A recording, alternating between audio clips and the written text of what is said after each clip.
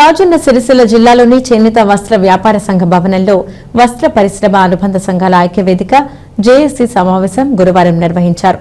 ఈ సమావేశంలో ముఖ్యంగా సిరిసిల్ల వస్త్ర పరిశ్రమ సమస్యలపై జేఏసీ చేసిన పోరాట ఫలితంగా గత 10 రోజుల క్రితం మంత్రి పొన్నం ప్రభాకర్ జేఏసీ నాయకులతో సమావేశమై సమస్యలన్నింటినీ పరిష్కరిస్తామని, వారం రోజుల వరకు పెండింగ్ బిల్లులు, సబ్సిడీ డబ్బులు అందించి ఉపాధి కల్పిస్తామని హామీ ఇవ్వడం వలన జేఏసీ పోరాటాన్ని తాత్కాలికంగా విరమణ చేసి పనులు ప్రారంభిస్తామని ప్రకటించడం జరిగిందన్నారు.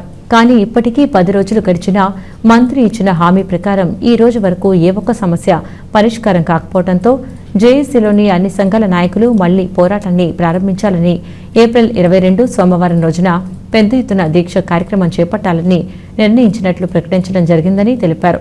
ఈ సందర్భంగా జేఏసీ కన్వీనర్ మోసం రమేష్, నాయకులు సిరిసిల్ల రవీందర్ రెడ్డి మాట్లాడుతూ సిరిసిల్ల వస్త్ర పరిశ్రమలో నెలకొన్న సంక్షోభాన్ని నివారించి ఉపాధి కల్పించి సమస్యలను పరిష్కరించాలని కోరారు.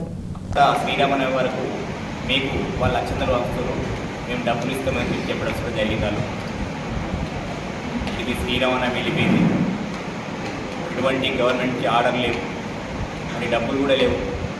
ఇక్కడ ఉన్న వ్యవస్థ అంతా పూర్తిగా రోజు రోజు దిగజారిపోతుంది. కాబట్టి మేము మా జేఏసీ తరఫున ఈ వ్యవస్థ ఇంకా ఖరాబ్ అయితే బాగుండదని చెప్పి మేము సోమవారం నుంచి ఒక దీక్ష కార్యక్రమం చేపడుతున్నాము.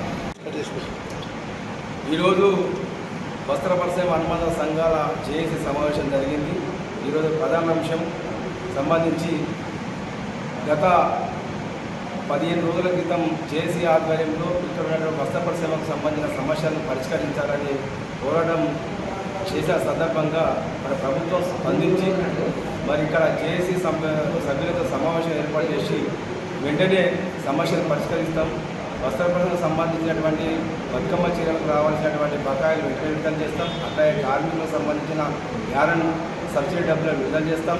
అదేవిధంగా బతుకమ్మకు సంబంధించిన ఆర్డర్లు ఇస్తామని పొన్నం ప్రభాకర్ గారు, అట్లాగే ఇక్కడ ఉన్నటువంటి స్థానిక నియోజకవర్గ ఇన్ఛార్జి కేకే మహేందర్ రెడ్డి, అట్లాగే ఆర్వి శ్రీనివాస్ గారి అందరి సమక్షంలో ఇక్కడ ఉన్న కార్మికుల, ఆసాముల, వ్యాపారస్తుల సమక్షంలో చెప్పడంతో ప్రభుత్వం మాటలు వాళ్ళ మాటలు మేము